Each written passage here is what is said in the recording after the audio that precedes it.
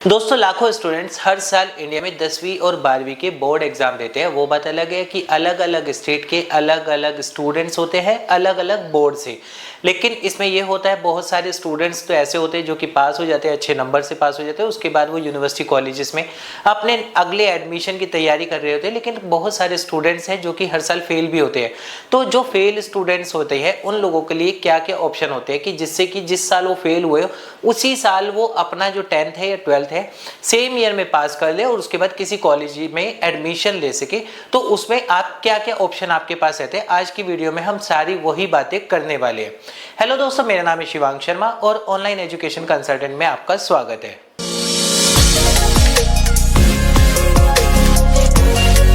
दोस्तों जैसे कि हमने वीडियो में पहले ही बताया था कि अगर आप किसी भी बोर्ड से एक एग्जांपल लेते हैं, जैसे कि अभी अगर हम बात करें अप्रैल मई चल रहा है और इसमें यह बहुत सारे रिजल्ट आउट हो रहे हैं हर बोर्ड के, जैसे कि एमपी बोर्ड हो, सीबीएसई बोर्ड हो, यूपी बोर्ड हो और भी बहुत सारे बोर्ड है जिनके रिजल्ट अनाउंस होने स्टार्ट हो चुके हैं। कुछ ही बोर्ड है जिनके रिजल्ट अभी तक नहीं हुए लेकिन सभी के रिजल्ट आना स्टार्ट हो गए। अब जो स्टूडेंट्स पास हो जाते हैं उनका तो सीधा सा है कि वो पास हो चुके हैं, अगले एडमिशन के लिए तैयारी करेंगे कि हाँ अगर 10th में थे तो 11th के लिए, और अगर वो 12th पास आउट है तो उसके बाद ग्रेजुएशन में किस कॉलेज में उनको जाना है वो सारी तैयारियां वो कर रहे हैं। लेकिन उन स्टूडेंट्स का क्या जो इस साल फेल हो गए हैं। अब बहुत सारी सिंपल सी चीज तो एक रहती है कि मान के चले कुछ स्टूडेंट्स होते हैं जो ग्रेस के साथ पास हो जाते हैं, और या फिर कुछ स्टूडेंट्स होते हैं जिनका एक या दो सब्जेक्ट में वो पूरी तरह से फेल हो जाते हैं। तो उनके पास होता है सेम बोर्ड से वो सप्लीमेंट्री या कंपार्टमेंट जिसको हम बोलते हैं वो कर देते हैं। लेकिन अगर उसके बाद भी उनको श्योरिटी ना हो कि वो उस बोर्ड से पास कर सकते हैं या नहीं, और आगे जाने के बाद नंबर कम होने की वजह से क्या उनको कोई प्रॉब्लम आ सकती है, तो इसमें क्या होता है आपको बहुत सारे अदर बोर्ड्स होते हैं जो कि आपको कुछ और भी ऑप्शन देते हैं। एक एग्जांपल लेते हैं, मान के चलते हैं मैंने सीबीएसई बोर्ड से इस साल अपना 12th का एग्जाम दिया था और मेरे पास 5 सब्जेक्ट थे, यानी कि Hindi, English, physics, chemistry, math. अब यहाँ पर क्या हुआ कि जब मैंने एग्जाम दिया, रिजल्ट आया, रिजल्ट में मैं फिजिक्स या केमिस्ट्री में फेल हो चुका हूँ। तो क्या मुझे सेम बोर्ड से कंपार्टमेंट का फॉर्म भर देना चाहिए और उसके बाद दोबारा से तैयारी करनी चाहिए? बिल्कुल आप कर सकते हैं। लेकिन कई बार केसेस में ये भी देखा गया कि सीबीएसई बोर्ड से अगर मुझे टफ लग रहा है तो क्या मेरे पास कोई और ऑप्शन है? तो इसके लिए होता है टीओसी। टीओसी मतलब ट्रांसफर ऑफ क्रेडिट। अगर हम इसको हिंदी में बात करें तो ये होता है कि मैं एक बोर्ड से दूसरे बोर्ड में क्रेडिट ट्रांसफर ले रहा हूं, यानी कि मैं एक बोर्ड से जो भी फेल सब्जेक्ट है उसका मैं दूसरे बोर्ड में जाके वो पेपर दूंगा, सिर्फ फेल वाले सब्जेक्ट का। जिसमें मैं पास हूं उसके लिए मुझे कोई फॉर्म नहीं भरना है, ना ही कुछ करना है। ओरिजिनल मार्कशीट मेरी अदर बोर्ड में सबमिट होगी। ओरिजिनल मार्कशीट जब मैं अदर बोर्ड में दे दूंगा उसके बाद जिस सब्जेक्ट में मैं फेल हूं उसी सब्जेक्ट का मैं एग्जाम दूंगा।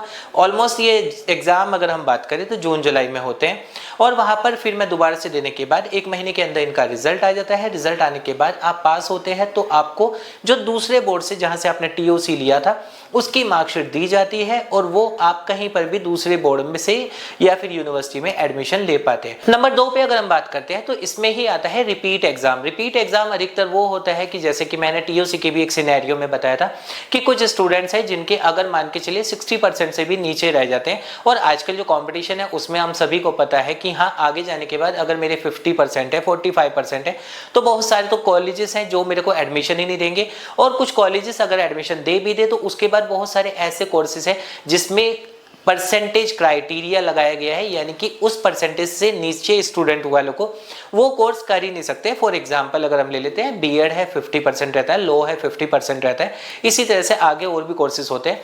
तो इस तरह का क्राइटेरिया लगा दिया जाता है। या फिर हम अगर बात करें तो कॉलेजेस की, तो कॉलेजेस में तो आज की डेट में वो है 90, 95, 93 की कट ऑफ लगती है, तो जहां पर जाकर आपको दिक्कत आती है। तो रिपीट एग्जाम भी आप अदर बोर्ड से किसी से भी दे सकते हैं। जैसे कि मान के चलिए आपने सीबीएसई बोर्ड से अपना 10th किया है, नंबर कम आए हैं, तो आप चाहें तो एनआईएस बोर्ड से यानी कि ओपन बोर्ड से भी फॉर्म भर के अपना रिपीट एग्जाम दूसरे बोर्ड में दे सकते हैं। कंडीशन सिर्फ यही रहती है ओरिजिनल मार्कशीट आपको बोर्ड में सबमिट करनी होगी जिस भी बोर्ड में आप जा रहे हैं। इसी में नंबर 3 पर आता है part admission. Part admission basically क्या होता है, हम इसमें 12th की ही बात करते हैं। मान के चलिए आपने जो है पहले अपना एक कोर्स किया हुआ था, आपको पहले से पता था कि ये वाले सब्जेक्ट मेरे को लेने हैं, बट आपको लगता है 1 साल बाद, 2 साल बाद, 3 साल बाद कि नहीं मेरे को जो मैंने सब्जेक्ट लिए थे उसमें एक सब्जेक्ट और मैं ऐड करवा सकता हूँ। फॉर एग्जाम्पल मैंने पीसीएम हिंदी इंग्लिश जैसा कि 12th में किया था, उसके बाद मेरे को यह बायोलॉजी भी मैं ले सकता हूँ क्या, क्योंकि मुझे आगे की जो स्टडी करनी है वो बायो से करनी है। तो सिर्फ और सिर्फ बायो का ही एग्जाम आप देने के बाद पार्ट एडमिशन जिसको बोलते हैं वो आप दूसरे बोर्ड से कर सकते हैं, और उसके बाद आपका ये रहता है कि पीसीएमबी की पूरी एक मार्कशीट अदर बोर्ड से आपको मिल जाएगी।